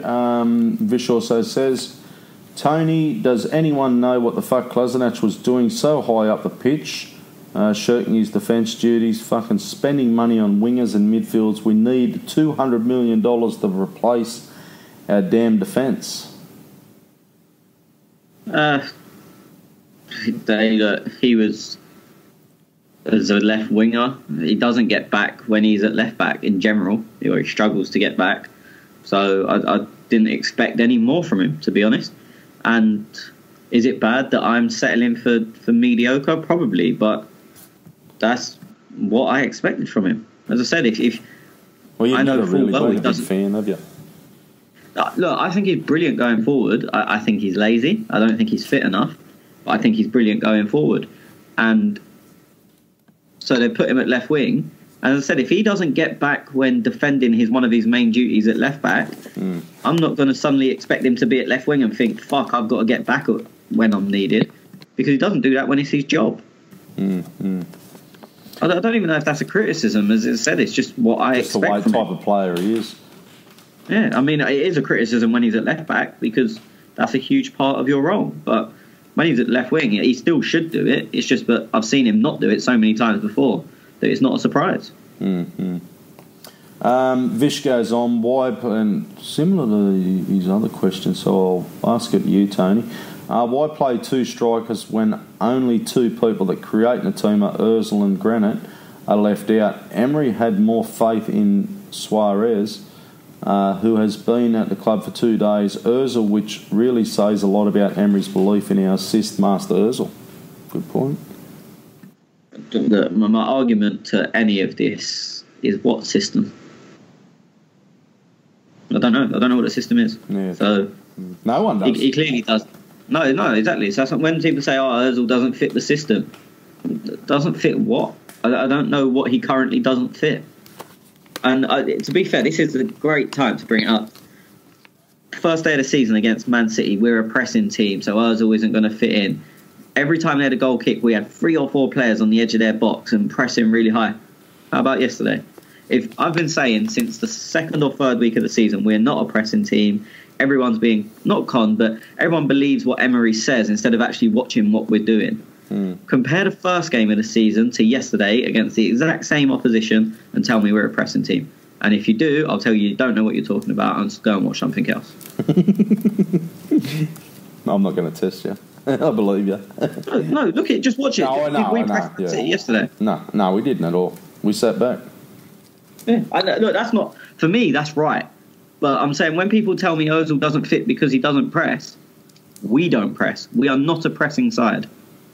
So if there's another reason people think Ozil doesn't fit, and I'm not even particularly defending Ozil here, but this narrative of it doesn't work because he doesn't press is absolute bullshit. If someone said to me, for a 10 he doesn't score enough, yeah, fair enough, okay. If you don't want to play him because he doesn't get enough goals, all right, no problem. I was just thinking, I was thinking of that thing that I shared with you guys during the week, and I was just looking for it now as you were talking. It summed Ozil up to a T. It was one of the City players talking about him. Do you remember? Gundogan. Yeah, and it just, I can't remember the exact what he actually said now, but he was, he's a lot like De Bruyne, which I'd probably argue with that he's not a lot like De Bruyne. But I got the article, but he's a moments player, and I was like, yeah, it just summed it up a bit more for me. I'm just trying to look for it while you keep talking, Tony. Hi everyone, how you doing? You had a good day? What a cunt. Yeah, and look, I think it was last week on here. I think it was on the show you wasn't on, Tez. That no one expects our centre-backs to get loads of assists. So stop expecting Ozil to be making goal line tackles, basically. I think different players have different roles. And as I said, this pressing thing is just a whole lot of nonsense as far as I'm concerned. What about you, Schwinn? Look, I mean, I think it's clear that this is a stalemate, and it's a battle that Emery is not going to win. You know, there's real issues, and I mean, even as a Mesut Ozil fan, I acknowledge that there may be games where he's not suited, particularly depending on the brand of football we're trying to employ.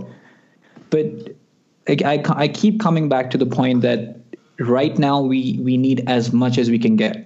There is no doubt that our defensive ability right now is in the dumps.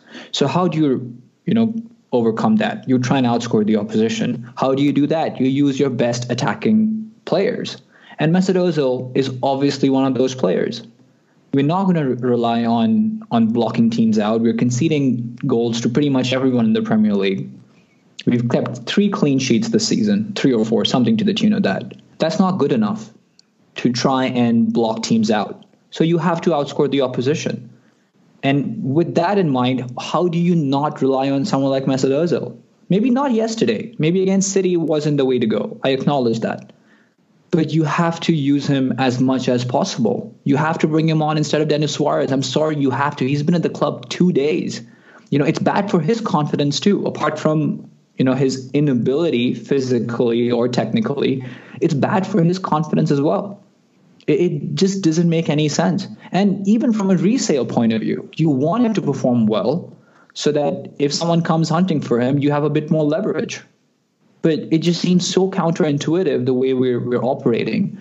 And in terms of the past, I think it's complete nonsense to just discard what Mesut Ozil has done. I mean, he's obviously very talented, holds numerous records. Even if you look at his goals or assist involvement at Arsenal, I think it's 0.55 per game. So that's 1 assist every 2 games, or a goal assist in 2 games. Hazard is 0.58. Eriksen is at 0.54. David Silva is at 0.54. I mean, we're talking about some of the most elite players in the league who are good at scoring or making goals, and Mesut Ozil is right up there. So I don't understand the criticism. I was very shocked. I think it was last night I sent it to you guys that our chances created this season, Ozil's second, and he's played probably half the games, maybe a little more. It really surprised me. It's clear he is. People will tell me he's dropped off and he's not as good as he was 2 years ago, and maybe to the eye it probably does look like that if I'm honest, but he clearly is still doing the job he's there to do when he plays. I was really shocked, especially considering he doesn't I think Grant, as you said, Granit's top, but he's played a lot more minutes and he also takes set pieces. So by taking corners, your chance creation is always going to be slightly inflated. So you've got Ozil, who hasn't played that much, doesn't take set pieces really. He's obviously taken a few. I'm not saying he's taken none, but in general doesn't take set pieces and is still creating the most or second most chances. I mean, and he doesn't even figure in his preferred position all the time. So that's another mark in his column. More to the point, it shows how the lack of creativity from everyone else. Hang on. Let's stop there for a minute. But who's there to create that? You talk about the lack of creativity. Jack Wilshere is gone. Ramsey. I mean, Henrik Mkhitaryan is there. Aaron Ramsey is there. Iwobi is there. And no one's arguing they're better than Mesut Ozil. But that's exactly the point, that if you don't have anyone at that same level, then bloody use the guy. Yeah, exactly. That's what I was going to say. But the problem is without an Ozil, and look, without Ozil and Granit, and I don't want to try and be look, I do like Granit, but I'm trying not to be biased here. We don't create any chances. Mkhitaryan for me is Iwobi's more of a runner. He's not a creator. Lacazette, I would arguably say yes, he does get back deep and he will create chances. But other than that, who else is there? Torreira's not a creator. No, and that's why we've relied on Kolasinac for so long. I mean, look, obviously Emery prefers fullbacks advancing up high and finding those cutbacks. But still, I mean, with our defensive inability, it's shocking that we're committing so many bodies forward. I better give Guendouzi a shout because he's not your main creator, but he does put the good ball in at times. So probably got to I think my argument was more that Emery clearly favours a system where no one creates anything. He doesn't want creators in the team, and for me, that's an issue. Big issue. Don't like that. You can have the best strikers in the world if you don't give them any chances. They ain't going to score. No. I'm just trying to think. Remember that game where Aubameyang only had 3 touches in the whole Liverpool. game? Liverpool. Yeah. Was Liverpool away. Sorry, but yeah. Did Ozil and Granit, they weren't in? Granit was. I don't think Ozil was he? No, Ozil didn't travel, obviously. No. Okay, let's pump through these. Where are we up to? Yep. Did you? Brad's.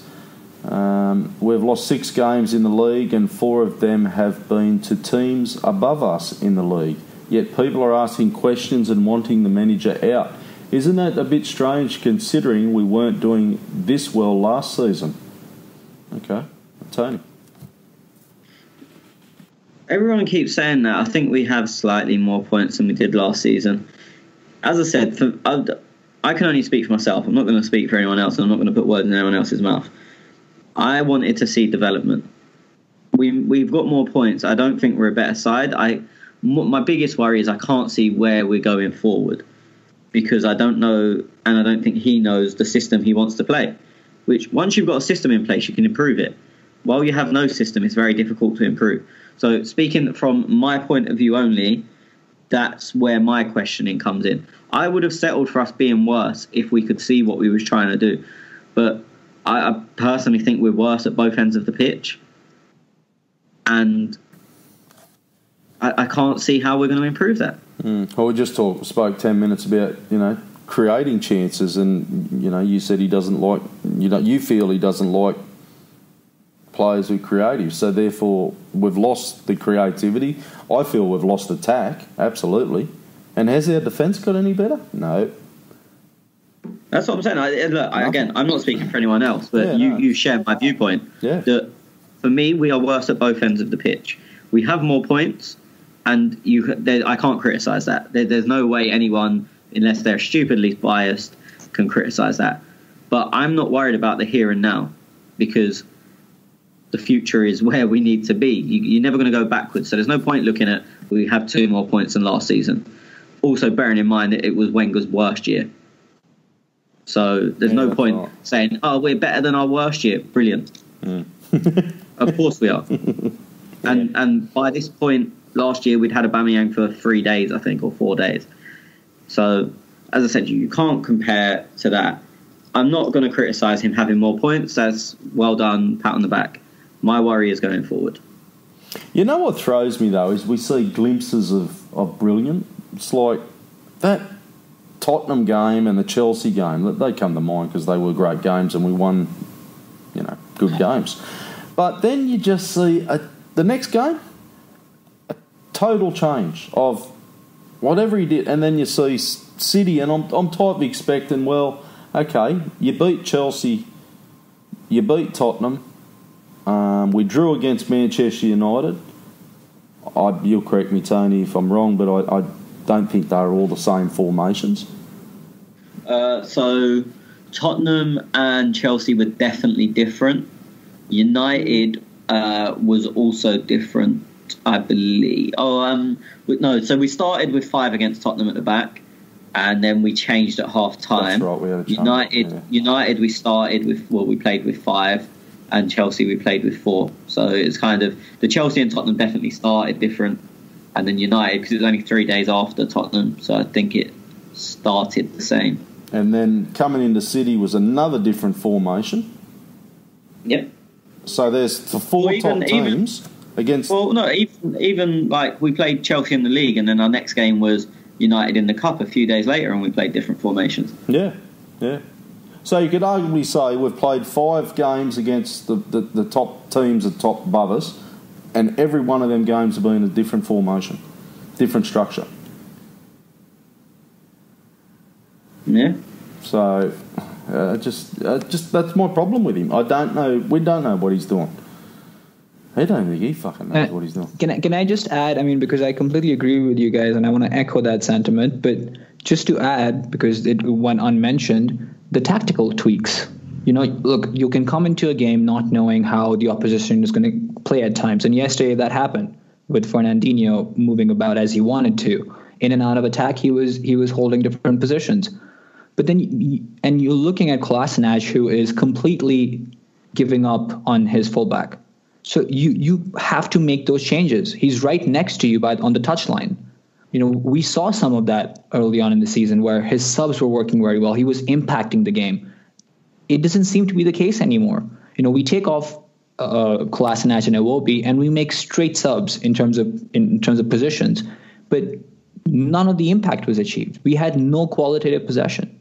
So he's even lost some of that mojo he had going for him. Yeah, he didn't. He likes tweaking, doesn't he? He likes tweaking things, which I don't mind that.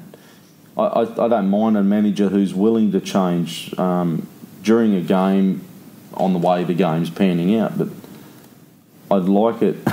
It's always going to be a gamble, but he's not winning that battle lately, is he? So. I mean, it's a fine line between flexibility and tinkering, and he seemed to be towing it perfectly at the beginning of the season. Well, not the beginning, but during that run where we had a few good games. And now it seems he's just given up on that. And to make matters worse, he's not using some of our best players and not using them correctly either. So he's making things hard for himself. Yeah, no, it's fucking like I said, I'm not Emery out, but geez, I hope he gets his fucking shit together soon. Mad Wire, tactics were the biggest problem for me with this lineup. Emery shoehorning players into the system rather than playing a system that fits their skill set. We should have gone a 4-3-3 and structured it around Lacazette. Can't play two out and out strikers against City. Go on, Tony. No, I don't disagree. It's just obviously, like as I said, Mad Wire is a huge Lacazette fan, and I'm not criticising it, but it just comes as no surprise that he thought the team should be built around Lacazette. I'm not even saying it's wrong, but just funny. Fair enough. I'll get your thoughts though, and I'll go to you as well, Schwinn. If you could play that game again, what formation would you go? And give me your team. For me, I know you just said you'll go to Schwinn, I'll go to Tony, then go to Schwinn. Yeah, yep. Yeah, well, it was quiet. I would have gone, given what was fit. I know a lot of people have said since Jenko should have played, but that's with hindsight. I would have gone with the same team, but Ramsey for Iwobi and gone back five, which is, as I said, when I saw the team sheet, I was pretty content, apart from Iwobi for Ramsey, but I knew he'd do that. Yep. So I don't think the personnel was very wrong in terms of what I would do. Yeah. But you just would have gone the different formation. So yeah, I would have gone 5-5-2, and then I'd either used Ramsey. I'd gone 5-3-2 really, but using Ramsey's energy to break and help the front guys. Especially if they were going to commit fullbacks, I'd have gone long quite often and used Aubameyang to run the channels. If when Walker pushes up, you go in behind him, because Fernandinho certainly wouldn't want to have been running channels. And neither really would have Otamendi if Laporte went up. I would have weighted them towards their left-hand side, because Laporte's not really a fullback, so you'd prefer him to be attacking rather than Kyle Walker. But I think the actual personnel, for me, there wasn't much wrong. Okay. Schwinn? I agree. I think a 3-4-1-2 in a manner where Lacazette and Aubameyang would split out wide out of possession, not drop too deep, and rely on the extra number of personnel back there would help. I think the way City lined up in attack was pretty much a 3-2-5. They had Gundogan and Fernandinho as the middle pivot, and they were matching up with Guendouzi and Torreira in that regard. I think another person in the hole would have given us 2 or 3 more triangles to work our way. And look, we we got across their 5-second press very well at times. I was surprised by the quality and the composure that some of the players showed there. But as soon as they looked further ahead, there was nothing. It was all very central, and then they had Kyle Walker, Otamendi, and Fernandinho basically covering Lacazette and Aubameyang, and there was no outball. If you had those players wide with someone centrally like a Ramsey, you would have the option of playing through midfield and maybe switching sides, and that would give you an outlet with the press. There was none of that. Mm-hmm.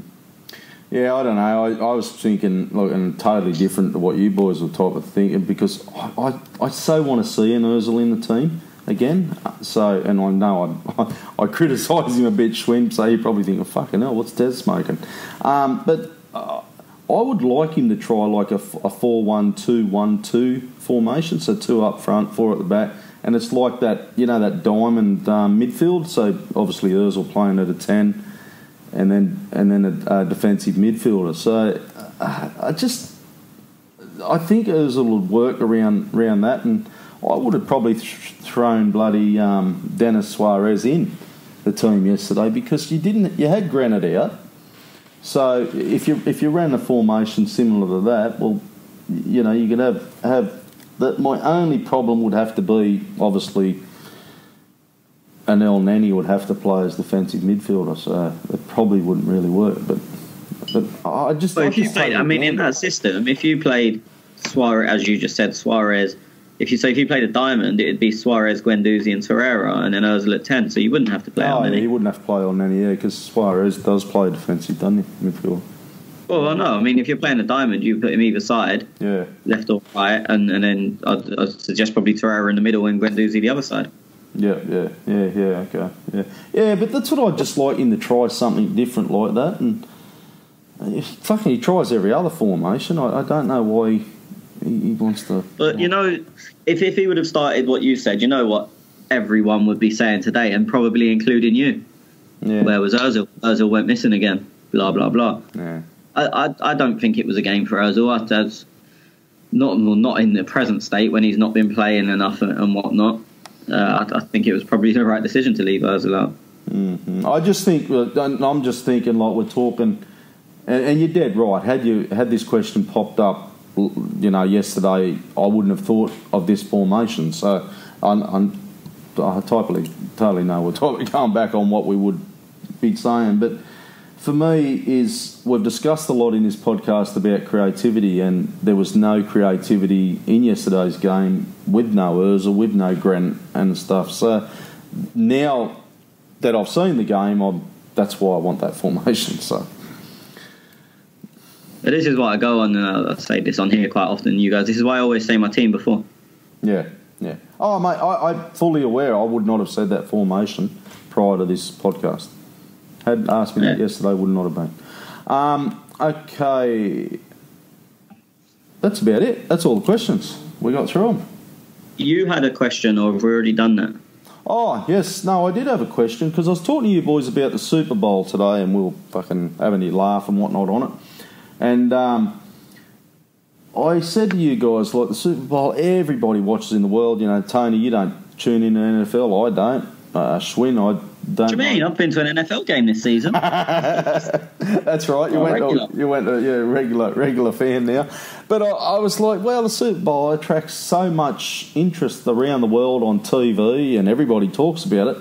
And I said to you boys, would or should the Premier League adapt a final series and have a big grand final like the Super Bowl? So yeah, Tony? For me, no. I think the equivalent is probably the Champions League final, because they obviously, it's only really played in American football. It's called American football for a reason. So I think the equivalent is Champions League final. I think a better question is should the Champions League final be more of a spectacle?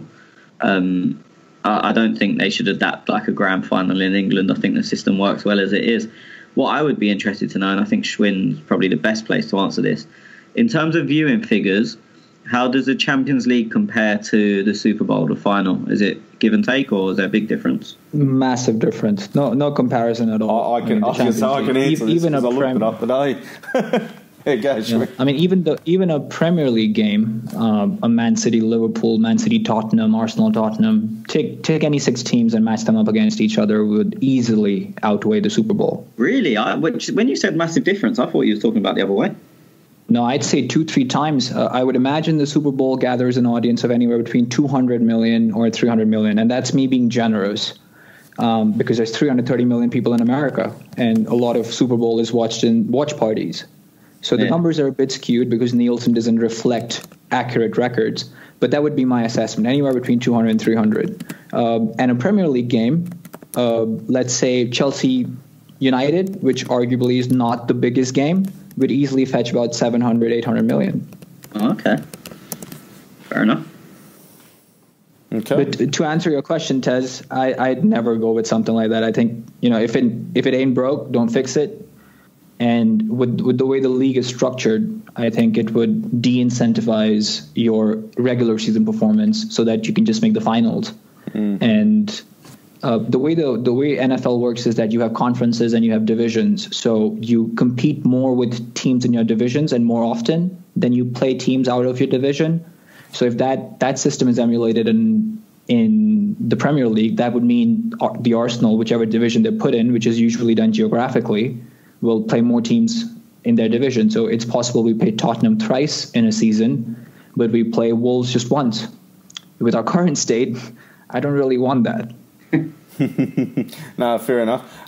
Look, I know you have just gone on about the Super Bowl, and you were more comparing to the English Premier League, Schwinn, weren't you?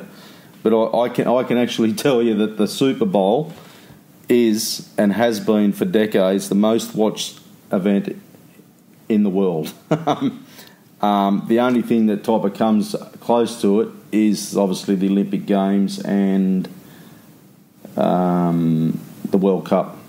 So the champions. Surely the World Cup final has more viewers than the Super Bowl. Yeah, the World Cup final will have more viewers than the Super Bowl, but for the Champions League final, it's not. The Champions League isn't more of a spectacle world sport. So guys who don't follow football, guys who don't watch football every day of the week don't go, oh shit, the Champions League final's on today.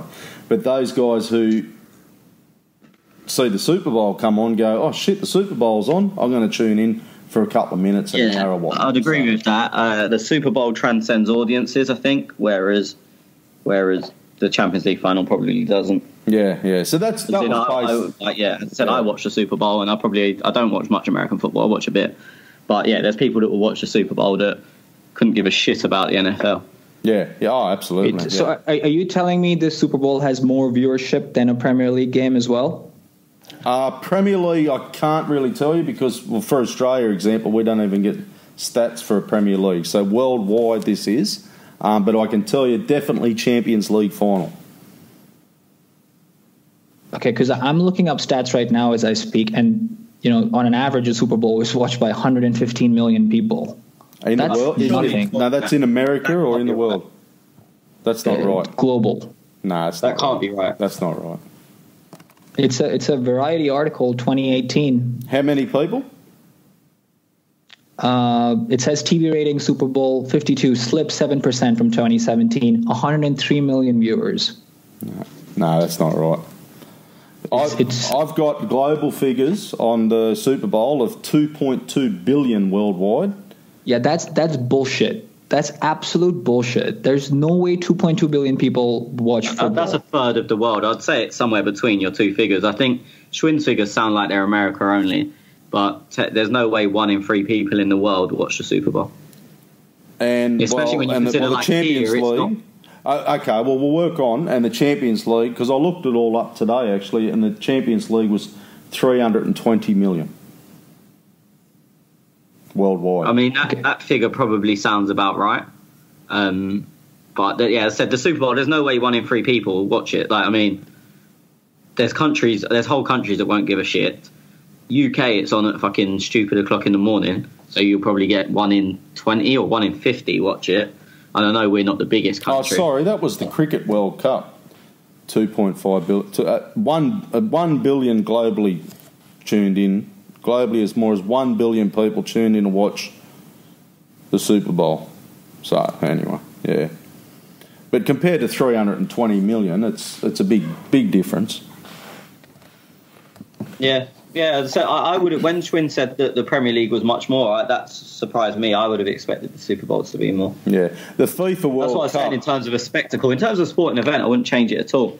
Yeah. I think there's a question that should it be more of a spectacle, because you'd probably have people that don't care, but they like Maroon 5, who are shit, but they think, oh, I'll watch that because I get to see Maroon 5 at half time, which is ridiculous. But as a spectacle, the whole event works. And would I change football? No, but I guess there's maybe a question to be asked, or that's where your question is best placed. Yeah, no, fair call. Yeah, it's just actually the World Cup. You talk about the World Cup, so the final of the World Cup, 3.5 billion people tuned into that, and would you believe 2.6 billion watched Tour de France? No way. Yeah. But yeah, so actually they are these people. Yeah, it's like a 25-day event, though, isn't it? I don't know. Olympic Games, 2 billion. But again, that's another month-long event, so it's not. That's why I prefer to ask specific events that they happen at that time. So like Champions League final, because over an Olympics or over a World Cup, you're going to get more than 2 million, because I watch it every day. So do I count as one viewer or 30 because I've watched every day? So I've tuned in every day. Whereas a one-off event, that's it. Like, I've watched it and I count as one. I know I count as one. Mm-hmm. I've just opened a goal article from last year that placed the Super Bowl audience for last year at 111 million. And the article goes on to say that it's estimated that 695 million people watched Germany defeat Argentina in the World Cup final. I still think 100 million sounds ridiculously low. Does sound low. Imagine there's 330 million people in America, right? And football is not very big outside of America. Even the Super Bowl, A, the timings, and B, it's just... What do you mean it's not big outside of America?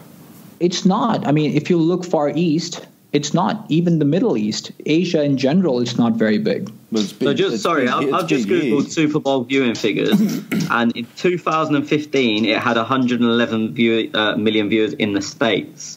So I think your numbers are States alone, Schwinn. This article says global. So, that's why I said 200 million, because you have to also account for watch parties and people getting together, 6-7 people getting together watching games, more than that, whatever, right? That's why I went very generous with my figure. But then you have to account the same for football, because, soccer in this context, because you have people watching at pubs, bars. And the global reach of soccer, just for the sake of this conversation, is so much bigger. There is no comparison. And let's not forget, the NFL is not really at its peak popularity right now. There's a lot going on at the NFL that you guys are aware of, obviously. So it's pretty much in the dumps right now. Well, I can only speak for Australia. Now, mate, it was on free-to-air TV today. So anyone with a TV, basically free-to-air TV, you don't pay for the cable subscription. There's no cable fee. It's free. So the whole NFL season, and it's pretty big over here, the NFL. So I probably know... Look, I've got I'll give you an example. There's a Facebook group that I run for Aussie Sports Group. It's about bloody 5,000 people in it. They're all talking about the Super League today, the Super Bowl today. And that's just from my neck of the woods. But so I know a lot who are talking about. That's another very important factor that I forgot about, just having it available for free. It's all behind a paywall in America. It's free to air here as well. Yeah, so they want that. That's I think it's free to ploy. I think it's a lot free to air in a lot of countries. Yeah, that's what I would imagine. Yeah, I reckon. That's what I would imagine, because they're trying to diversify. They're trying to get it out there, and just they want people to just fall upon it and just watch it. If the audience was that big, it'd be behind a paywall. FIFA's Confederations Cup, 1 billion people. Again, that's probably all games combined. Yeah, I'm just looking for like a single game. Anyway, what the fuck is Grioti Italian? fucking push bike riding again. Anyway, that's why that question did come around, because I was more getting at, as Tony said, it was more of a spectacle, I suppose, and I was wondering, whether first past the post that in the Premier League would you guys prefer a spectacle? And because I think you were talking about you wanted Ed Sheeran at Huddersfield half-time show. I'll tell you that. Tony, yeah. So I said, well, would you rather a grand final and a spectacle where you can actually have a fucking big show? So, but you boys, I think they tried it. I don't know. Some people remember this. They tried it with the FA Cup a few years ago, not at half-time, but before the game. So a UK rapper called Tiny Temper was meant to be performing before the game, and I think there's been a few other people in other years. But they ended up delaying the cup final because he hadn't finished his set. And I think they kind of shelved that plan after him. I think he was the last one. Yeah. Even I think the World Cup opening ceremony had Robbie Williams before the Russia game, didn't it? Was it Robbie Williams? Yeah, I think it was. Yeah. So I think they are trying to make them more spectacles. I don't think the way to go is, as I said, an all championship game at the end, but I think they are trying to make the bigger games more events rather than just a football match. Mm-hmm. Yeah, that'd be good. I don't know. I'm not like I like first past the post because for me it would be two separate competitions. But yeah, I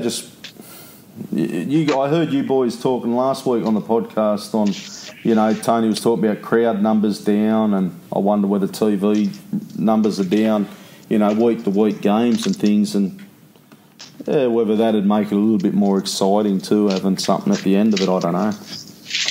Yeah. Anyway, boys, quick prediction: Huddersfield, Tony. Why are you asking? Because I'm going to ask, mate. I'm going to be a pain in your ass and ask you every week. And I'm going to ignore you every week. You really are a cunt, aren't you? Yeah. Schwinn, look like me and you, mate. Got a prediction? 3-0 to the Arsenal. 3-0. You reckon Dennis will start? Nope. Okay. You reckon Dennis will start, Tony? Yes. Yeah, I think he will. And I'm going to go... Chelsea hammered them, didn't they? Surely they would get two hammerings in a row. I'll go 4-0. 4-0, yeah. Okay. That's it, boys. What? Hang on, I'm 2+ just sorry. hours. I'm just looking. There was one more question that's just come in late. I just jumped on Twitter to have a look. A little late to the party, says Gator Guna. Just fucking got in, buddy. But can you all explain to the listeners the difference between NFL salary cap and the Premier League financial rules? I see the anti-Kroenke sentiment, but people don't use facts, and other people believe it in the Twitter sphere. You want to tackle this one, Schwinn? So the NFL has a $202 million salary cap, which means every year your roster, all players combined, have to fit within that cap. Your owner or owners cannot increase that for any reason. As opposed to in the Premier League, where your wages are driven by the amount of revenue you bring in from all sources. Year on year, your revenue can increase by 7 million. If you want to increase it any more, then it has to be done through supplemental sponsorships. Again, that's whether that's done by selling players, or it's done by bringing in sponsorship revenue from corporate partners. So in a nutshell, that's the basic difference. So an owner has a bit more say in terms of how they want to manage finances in European football as opposed to the NFL, where it's a bit more rigid. Something that should be mentioned as well is that the franchise model in America does not permit for expansion of teams, because owners will never give up more market share. Introduction of more teams will never substantiate the amount of money an owner will lose because of splitting this market share. So the teams will remain in value irrespective of their performances for the next 10 years, let's say. In the Premier League or in European football, that's not the case. If you continue to underperform, then you'll keep falling down. Your revenues will decrease. So the value of your team will keep going down. So the owners have more incentive to perform better and inject cash when required to protect their assets. Okay, thank you. Just quickly, somebody did ask during the week, so I do apologise, Schwinn, you answered it as well. Last podcast, they wanted us to do a sell, loan, keep podcast, and we will do that on the international break in a couple of weeks. So, I just can't remember his name. Sorry, and I haven't got Ryan, that's who it was. Yeah, okay, thanks, mate. Yeah, so Ryan, we will get on to that in the international break. Okay, everybody, thank you for your questions, and thank you for listening as you do each and every week. And if you want to get a question in, you can get it in at clockend_talk. You can email us clockendtalk@gmail.com, or you can hit me at Gunatez, or Schwinn at AFC Schwinn any time during the week as well, and we'll always openly have a chat with you. Thanks, gents, and we'll speak to you after the Huddersfield game. Thank you. Bye-bye. Thanks, Schwinn. Thank you, and good night.